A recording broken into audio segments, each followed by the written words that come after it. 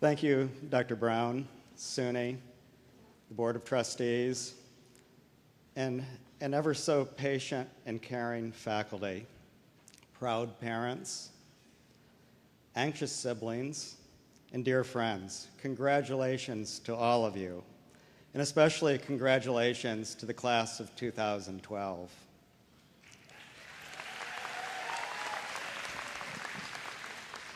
I suppose that most of you, when you came in today, you looked at your program to see who the speaker was, and you said, who? Davin who? What did he do?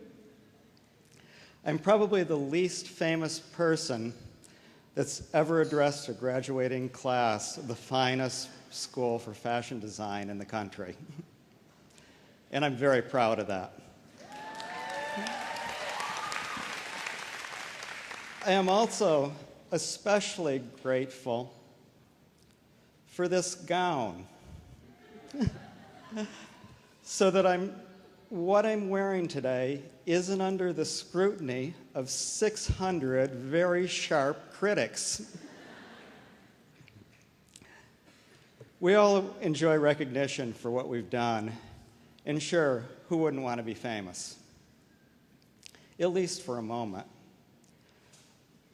But you're graduating in a profession that honors the genius of your creations. So fame is not always a measure of professional accomplishment or personal satisfaction.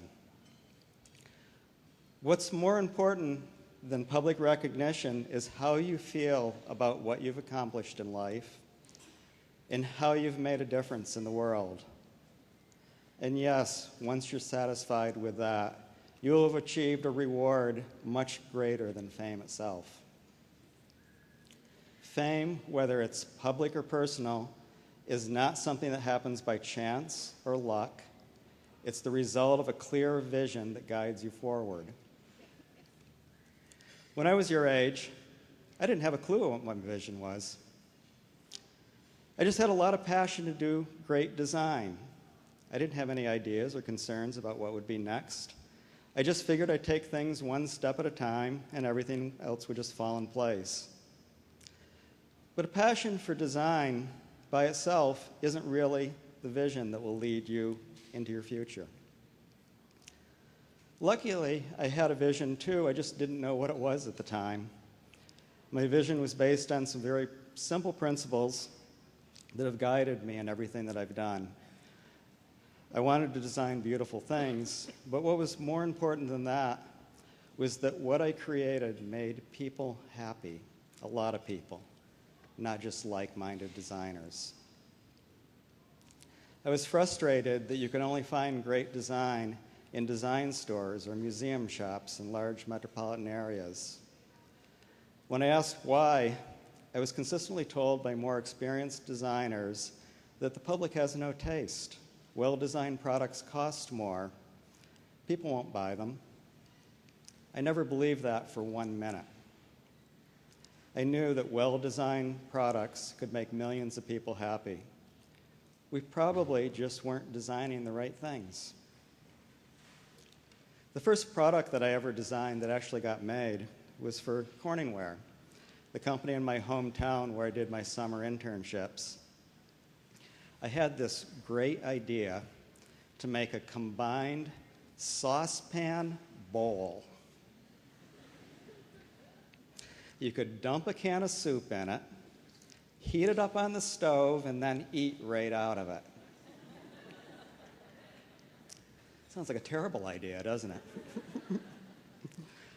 I thought it was fantastic.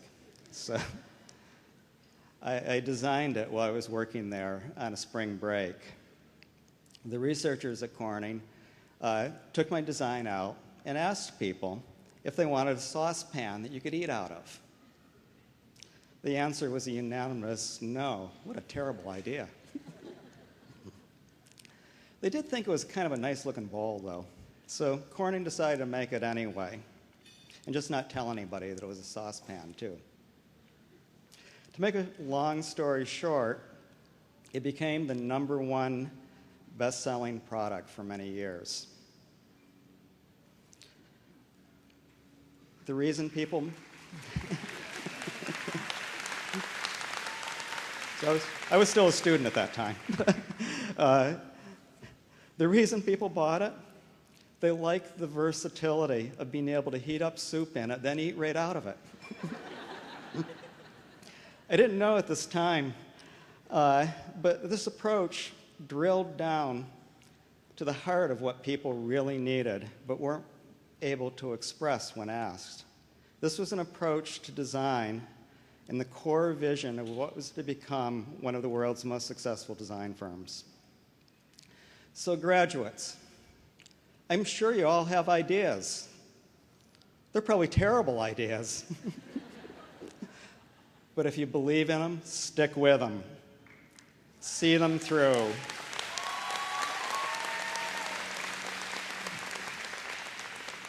You just never know.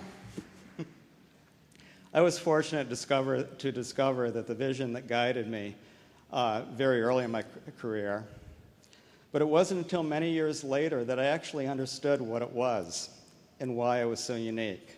I was just doing what I believed in. Every one of you has that same potential. And most likely, you won't discover what your vision is until much later in life. So don't get frustrated or bang your head against the wall. You need to discover it. And discovery takes time. The advice I can give you is to chase what you feel passion for, and you will discover what you keep coming back to time after time. That will be your vision. I know you're all anxious to get out of that cap and gown and celebrate, anxious to discover your vision, anxious for your first job opportunity in your new profession. Just don't be too anxious to get to what might be an idealized destination. You have plenty of time. The summer I graduated, I took my first trip to Europe. I was really excited to see everything I'd ever read about, all the sites I'd seen pictures of. And I guess I saw all of that, but the only thing I remember was getting hopelessly lost in Venice, and I stumbled upon a glass blowing shop. I was peering through the crack in an open doorway, and one of the artists invited me in to see what they were doing. There were no tourists. He wasn't trying to sell me anything. He just saw that I was genuinely interested in what they were doing. That's the memory that stuck with me until many years later when I finally found glass blowing classes when I could learn to do it myself. Remember, if you take the shortest path, you'll never know what you probably missed. I came back from my trip to continue my summer internship at Corning. At the end of that summer, I was offered 2 full-time jobs.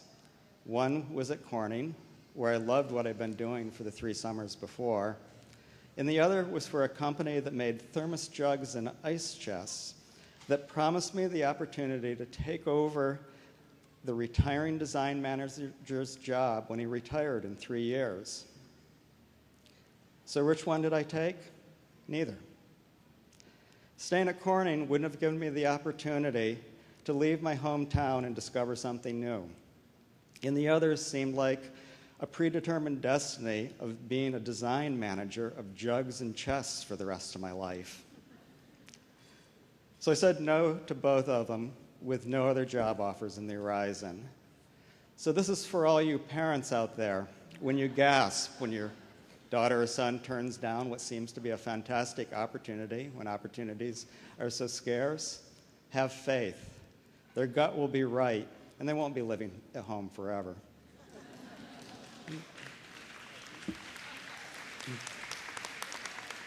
Not more than a few weeks later, I was visiting college friends in the city when they happened to be looking at an apartment. It was a beautiful top-floor brownstone apartment on Tree-lined Street in Chelsea.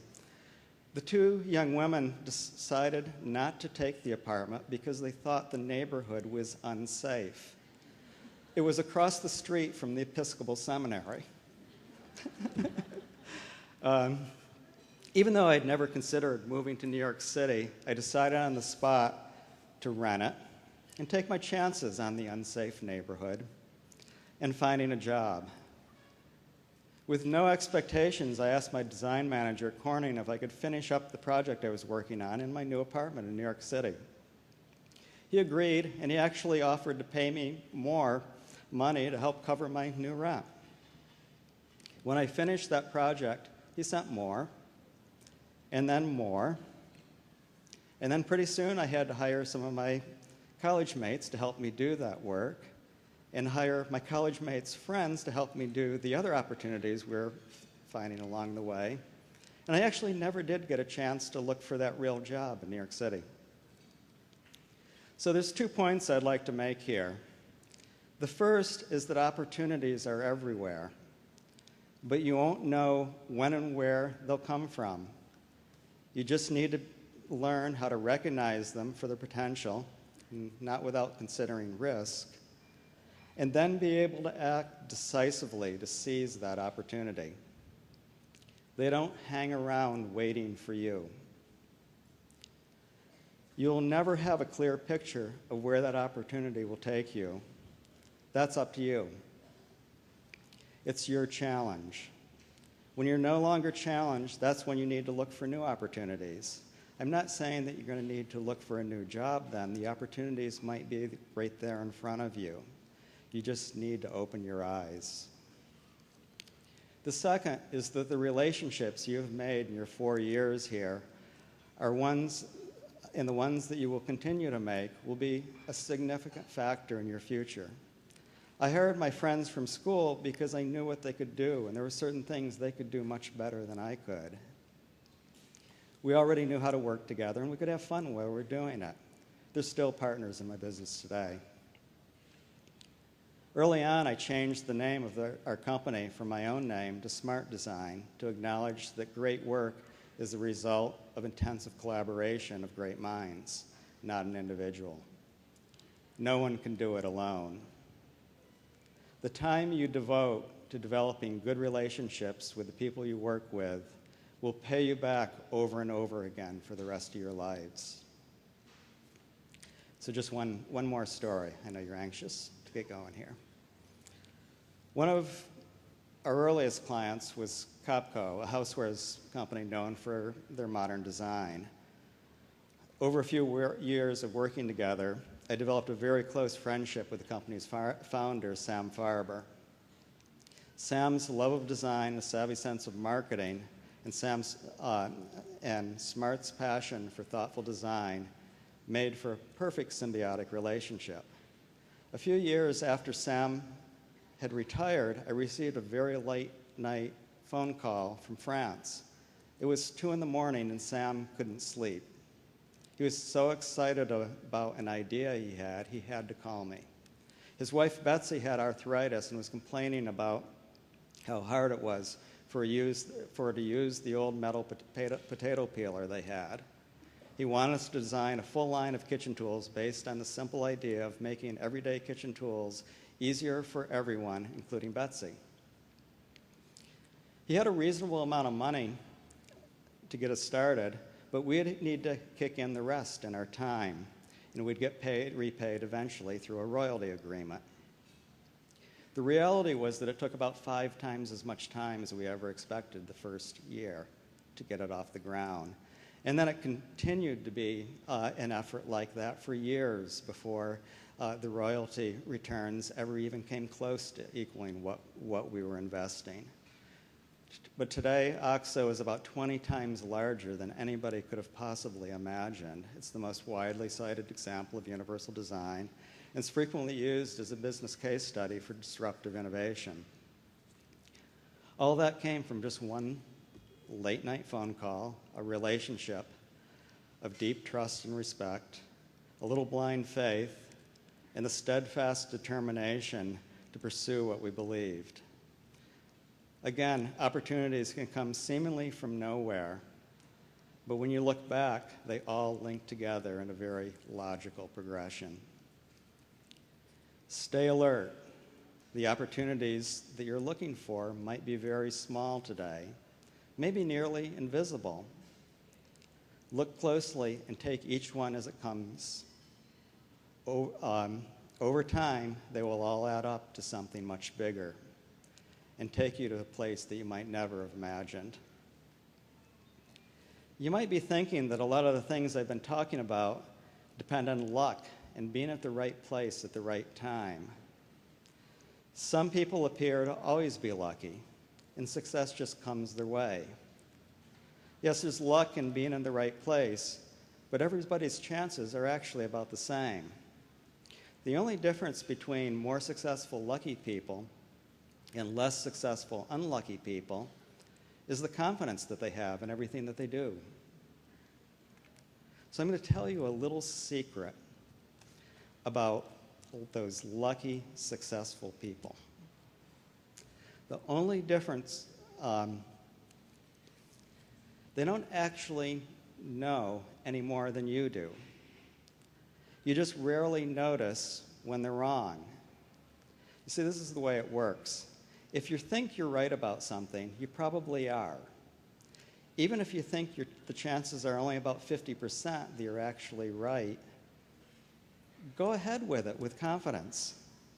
If you're not right, there's only a 50% chance that there will be any irreparable consequences or anybody will even notice that you were wrong. So if you're not confirmed to be wrong, that means that you'll be right at least 75% of the time. That's pretty good.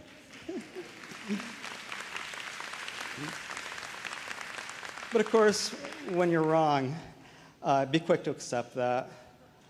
Learn, correct, move forward.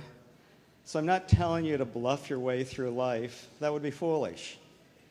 I'm just saying that you shouldn't let a little uncertainty stop you from leaping forward. Mistakes are easily corrected. You learn, and you move forward with much greater wisdom. The odds are much more in your favor than you really think. So as you're about to go out into the world, it's hard not to listen to the news reports of the difficulties your generation will be facing looking for jobs. But the reality is that your prospects are better than anyone to find the opportunities that you will be passionate about. Less than 6% of all college graduates graduate in creative fields. You're creative, you're entrepreneurs. Each one of you is very unique. The world is starving for your creativity and your vision. You can contribute to a better world. You can bring pleasure to people's lives with what you create. You will beat those odds. There are bountiful opportunities in front of you. Nurture the precious relationships you have developed with your eyes wide open. Aim high, but remember that many small steps will get you there faster than waiting for the big one. Show no fear. Follow your heart and intuition, and you will succeed. Congratulations, class of 2012. Go do it.